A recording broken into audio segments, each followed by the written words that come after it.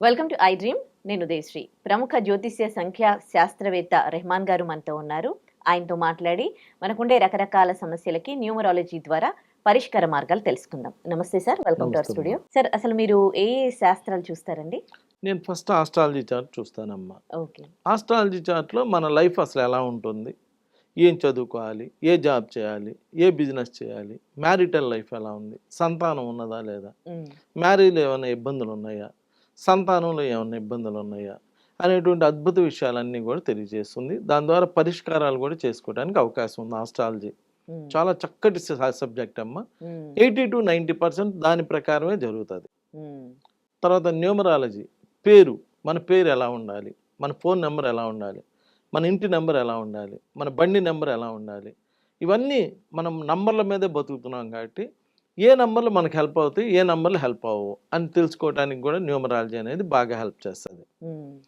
అలానే పామిస్ట్రీ, చేయి చూసి మనం ఫారిన్ వెళ్ళడానికి అవకాశం ఉందా లేదా, మనం ఇల్లు కట్టుకోవడానికి అవకాశం ఉందా లేదా, మనకు సంతానం ఎంత ఉండడానికి అవకాశం ఉంది, ఇలాంటి అద్భుతమైనటువంటి విషయాలన్నీ కూడా చేయి చెప్తుంది. ఫేస్ రీడింగ్, ఫేస్ చూడంగానే మన యొక్క లైఫ్ ఎలా ఉంటుంది. ఇంకొక చిన్న విషయం, సింగిల్ పేరెంటా డబుల్ పేరెంటా కూడా చెప్పేయచ్చు ఫేస్ చూసి. ఒక అద్భుతమైన శాస్త్రం అమ్మ. ఈ చెవు మీద అక్కడక్కడ కొంతమంది ఘాట్లు వస్తాయి, పేరెంట్స్ ఇబ్బంది అవుతుంది. ఆ తర్వాత ఫేస్ మీద అక్కడక్కడ డాట్స్ వస్తాయి, అది పుట్టుమచ్చ అనుకోండి లేదా పులిపురి అనుకోండి ఇంకోటి అనుకోండి. ఆల్ డాట్స్ మన లైఫ్లో డిస్టర్బెన్సెస్. ఇలా ఫేస్ రీడింగ్, అందుకని ఇవన్నీ తీపిచ్చేసుకోండి అని చెప్పి మేము సలహాలు ఇస్తూ ఉంటాం మా దగ్గరికి వచ్చిన వాళ్ళందరికీ. అలానే సిగ్నేచర్, మీ సంతకాన్ని బట్టి ఆడపిల్లలకైతే పిసిఓడి ప్రాబ్లమ్స్, పీరియాడికల్ ప్రాబ్లమ్స్, సంతానం ప్రాబ్లమ్స్ అన్నీ మీ సంతకాన్ని బట్టి చెప్పేయచ్చు. రెమెడీ కూడా చెప్పచ్చు, మళ్ళీ ఆ ప్రాబ్లం సాల్వ్ కూడా చేయొచ్చు. ఏది సిగ్నేచర్ మార్చుకుంటే. కోర్టు కేసులు అంటే లీగల్ ప్రాబ్లమ్స్ అన్నీ సిగ్నేచర్ మీద ఆధారపడి ఉంటాయి. మీరు పెట్టే సిగ్నేచర్ ఎప్పుడైతే లెఫ్ట్ మార్జిన్ దాటి వెళ్తుందో, ఇప్పుడు ఏకి లెఫ్ట్ మార్జిన్ ఏకి లెఫ్ట్ మార్జిన్ అయితే ఇటు రాస్తుంటారు కొంతమంది. సపోజ్ బి ఉందనుకోండి, బిని ఇట్లా ముందు నుంచి రాస్తారు, బికి ఒక గీత ఉంటుంది ముందు నుంచి రాస్తారు. ఆర్ ఉంటే ఆర్కి ముందు నుంచి. ఇలా ఎవరైతే లెఫ్ట్కి జరుగుతారో వాళ్ళందరూ లీగల్ ప్రాబ్లమ్స్ ఫేస్ చేయాలి. వాళ్ళు తప్పు చేశారా లేదా పక్కన పెడితే రేపు పొద్దున ఏదో ఒక లీగల్ ప్రాబ్లం ఫేస్ చేయాలి. మీరైనా లైఫ్లో మార్జిన్ దాటి వెళ్తే తప్పనిసరిగా ఏదో ఒక ఫేస్ చేయాలమ్మా. మార్జిన్ దాటినప్పుడు యాక్సిడెంట్ అవ్వకపోవచ్చేమో కానీ కాస్త స్లోగా వెళ్ళటం, ఎదురు పక్కన చూసుకుంటే జాగ్రత్తగా వెళ్ళాల్సి వచ్చింది. మార్జిన్ ఎప్పుడైతే దాటుతామో ఎవరైనా సొసైటీలో మార్జిన్ దాటకూడదు. ఇలా సిగ్నేచర్ ఒకటి చూస్తాను. Married date is the most important in the life. మన జీవితంలో మన date of birth first date of birth అయితే మన second date of birth married date బాగాలేతే మ్యారిటల్ లైఫ్ బాగోదు. మ్యారేజ్ డేట్ బాగోతే సంతానం కలగదు.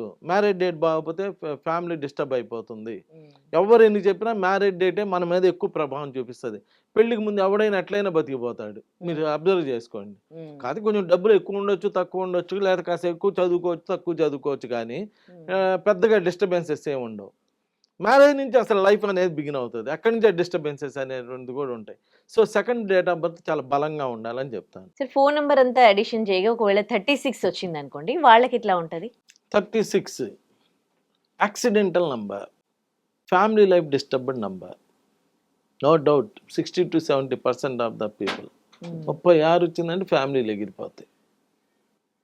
ఇక్కడ అబ్బాయి మంచిదే, అమ్మాయి మంచిదే, అదేందో వాళ్ళ ఇద్దరికి పడదు. 36 ఎంతమందిని చూశాను, ఎవరికేం తప్పదు. ఫోన్ నెంబర్లు 36 వాడిన యాక్సిడెంటల్ నంబర్. మొన్న జస్ట్ ఓఆర్ఆర్ మీద ఏదో యాక్సిడెంట్ అయింది, అమ్మాయి పేరు దివ్యానో ఏదో, అట్లా ఎమ్మటే కొడితే 36. మీకు ఎవరైనా కానీ ఫోన్ చేసి ఇలా నా గురించి చెప్పండి అని చెప్పి అనగానే డేట్ మంత్ ఇయర్ కాలంగానే 36 వచ్చింది అనుకోండి.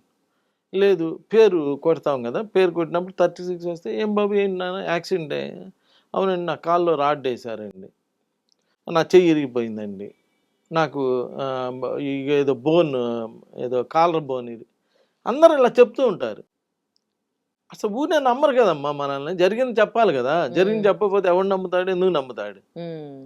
వీళ్ళేదో ఏ పెడతాడంట, పేరులో బి పెడతాడంట, ఇవన్నీ జరిగాయా అంటే, ఇది జరిగిందిరా నీకు ఈ నెగిటివ్ జరిగిందని చెప్తే మరి ఎలా చెప్పాడు? ఏహో ఈ నెగిటివ్ మనకు జరిగింది కదా, ఎలా చెప్పాడు అంటే ఈ నంబర్లో ఏదో నెగిటివ్ ఉంది కాబట్టి ఈయన పాజిటివ్ చేస్తాడంటే నమ్ముతారు. అంతేగాని రాగానే నీకు పేర్లు ఏ పెడతారా, బి పెడతారా అంటే వస్తారా? అసలు ఎవడు నమ్మడు. అసలు మొన్న ఎవరో ఒక మెదక్ నుంచో ఎక్కడి నుంచో కొంచెం పొలిటికల్గా కూడా ఉండేవాళ్ళు కూడా ఉంటారు కదా, వాళ్ళు వస్తే ఆయన వాళ్ళ అబ్బాయి వాళ్ళిద్దరు ఫ్రెండ్స్ వచ్చి కూర్చున్నారు. అది చూసి ఏం సార్ మీకు పోలీస్ కేసు ఉందా అని. అసలు అది వాళ్ళ ఫ్రెండ్స్ అదిరిపోతారు కదా, వాళ్ళ అబ్బాయి కూడా అదిరిపోతారు. ఎలా చెప్పారు అలా చూస్తే చెప్పేస్తా నేను. మళ్ళీ అదే నమ్మ చెప్పేది, ఎవడు ఊరినే నమ్మడు, జరిగింది చెప్పాలా. రెహమాన్లో గొప్పతనం ఏంటంటే జరిగింది చెప్తాడు. నీకు ఇది జరిగింది కదా అంటే కరెక్ట్గా మ్యాచ్ అవ్వాలి. మ్యాచ్ అయితేనే నెక్స్ట్ ఫర్దర్గా వెళ్తాను నేను. 100% మ్యాచ్ అవుతుంది. న్యూమరాలజీ ఎవరైనా కానీ numerology such a good subject. ఇప్పుడు ఎవరైనా ఎందుకంటారంటే అమ్మా, ఇప్పుడు నువ్వు ఉన్నావు, నీకు హార్ట్ ఆపరేషన్ చేయడం రాదు, అలా అని చెప్పి లేదు అనకూడదు. చేసేవాళ్ళు ఉన్నారుగా, నీకు తెలియదు అంటే మనకు తెలియని ప్రపంచం చాలా ఉంది, అది చేసేవాళ్ళు చేస్తున్నారు. అలానే న్యూమరాలజీ చక్కటి సబ్జెక్ట్ అమ్మ. ఎంత చక్కటి సబ్జెక్ట్ అంటే లైఫ్ని అలా టర్న్ చేసేటువంటి సబ్జెక్ట్.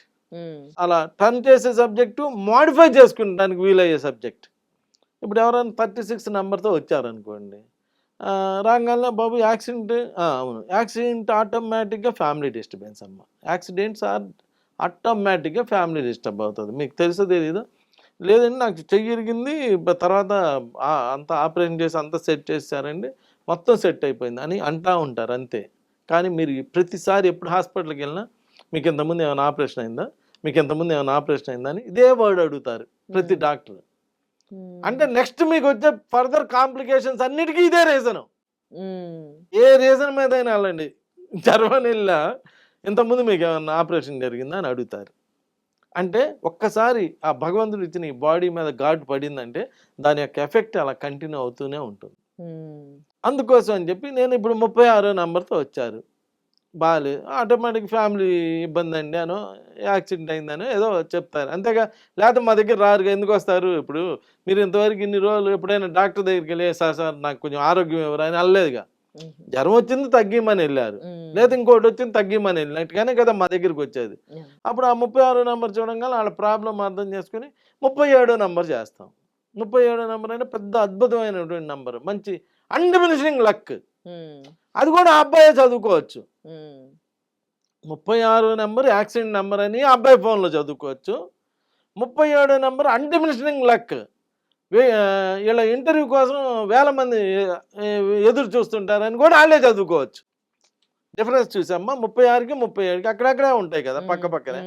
ఇది బాగాలేదు, ఇది యాక్సిడెంట్స్ అవుతాయి, ఫ్యామిలీలో డిస్టర్బెన్సెస్ వస్తాయి, లేదంటే పిల్లలు డిస్టర్బ్ అవుతారని చెప్తుంది. ఎమ్మటే అదే 37 నెంబర్ వచ్చేటప్పటికి అన్డిమిషింగ్ లక్ అని చెప్తుంది. నీ ఇంటర్వ్యూ కోసం జనం అందరూ వెయిట్ చేస్తారంటది, మంచి జాబ్స్ వస్తాయి, పర్మనెంట్ జాబ్స్ వస్తాయి అని చెప్తుంది. అప్పుడు ఆటోమేటిక్గా వాళ్ళకి ఆ డిఫరెన్స్ తెలిసిపోతుంది కదా. ఆ డిఫరెన్స్ తెలిసిపోయి అప్పుడంటే వాళ్ళే ఈ 37 నెంబరు మనం ఫాలో అవుతూ ఉంటే ఇలా దానికి మేము ఎక్సర్సైజ్ ఇస్తాం. ఇలా 37 నెంబర్ 37 సార్లు రాయండి, అప్పుడు మీ ఈ స్పెల్లింగ్ మీ సబ్ కాన్షియస్ మైండ్లో పడుతుంది. ఆ సబ్ కాన్షియస్ మైండ్లో అప్పుడు ఎవరైనా ఈ పేరుతో పిలిచినప్పుడు 37 నెంబర్ వైబ్రేట్ అవుతుంది. వైబ్రేట్ అయినప్పుడు మీకు పాజిటివ్ వైబ్రేషన్స్ వస్తాయని మేము చెబుతాం. అప్పుడు వాళ్ళు రాసేటప్పుడు వాళ్ళు ఏమనుకుంటారు, ఓహో ఇది రాస్తే నాకు మంచి జరిగిద్దంట, ఇది రాస్తే నాకు మంచి జరిగిద్దంట, ఇది రాస్తే నాకు మంచి జరిగిద్ది అంటా అనేటువంటి మీ మంచి ఆలోచన ఉంటుంది చూడండి, అది ఆటోమేటిక్గా మంచి చేసేది. అద్భుతం. అదే ఇక్కడ మేము చేసేది. మేము చేసే పనల్లా ఏంటంటే ఒక పాజిటివ్ నెంబర్ ఇచ్చి ఆ పాజిటివ్ నెంబర్ యొక్క ప్రొడక్షన్ వాళ్ళ చేత చదివించి, ఇంతకుముందు నెగిటివ్ నెంబర్ ఇచ్చి ఆ నెగిటివ్ నెంబర్ యొక్క ప్రొడక్షన్ చదివించి ఇప్పుడు పాజిటివ్ నెంబర్ ఇచ్చి దీని ప్రొడక్షన్ చదివించడం వల్ల ఆటోమేటిక్గా వాళ్ళ మైండ్లో చేంజ్ వస్తుంది. పాజిటివ్గా ఆలోచిస్తారు, పాజిటివ్గా ఆలోచిస్తే అంత పాజిటివ్గా జరిగిద్ది, నెగిటివ్గా ఆలోచిస్తే అంత నెగిటివ్గా జరిగిద్ది. అలా చేసుకుంటే మంచి లైఫ్ ఉంటుంది. మరి కొంతమంది కరెక్షన్ చేసుకొని కూడా యూజ్ చేయలేదు అనుకోమ్మా, ఇప్పుడు మంచి డాక్టర్ దగ్గరికి వెళ్ళామండి, భలే మందులు రాశాడు, నేను మింగలేదు, దానికి ఎవరు ఏం చేయలేడు కదా, దాన్ని ఎవరు మార్చలేరు, ఇక వాడి కర్మ అలా ఉన్నదన్నమాట. అలా అందుకని పాజిటివ్ నెంబర్స్ మంచిగా పాజిటివ్ రిజల్ట్స్ ఇస్తాయి. కాబట్టి ఈ 36 నెంబర్స్ కూడా వాడమాకండి. ఒకవేళ ఇప్పుడు అర్జెంటుగా మీ ఫోన్ నెంబర్ కౌంట్ చేయండి, 36 వస్తే 36 రివర్స్ కాంబినేషన్ కాబట్టి అది తీసేసేయండి. తీసేసి మీకు ఏది ఉపయోగపడిద్దో నంబరు మీకు నమ్మకం ఉన్న వాళ్ళని అడిగి తెలుసుకొని ఆ నెంబర్ పెట్టుకోండి. మీ లైఫ్లో టర్నింగ్ అనేటువంటిది కంపల్సరీ ఉంటుంది. నమస్కారం. And for more videos, Please subscribe to iDream. Please subscribe to iDream. Please subscribe iDream. And please subscribe to iDream. For more videos, subscribe to iDream. please like, share, and subscribe to the channel. Congratulations, iDream. Subscribe to iDream. Subscribe to iDream. So subscribe to iDream Media. iDream की iDream team अंदर की huge congratulations. Please subscribe iDream Media. Please subscribe to iDream. Subscribe iDream. Please subscribe to iDream.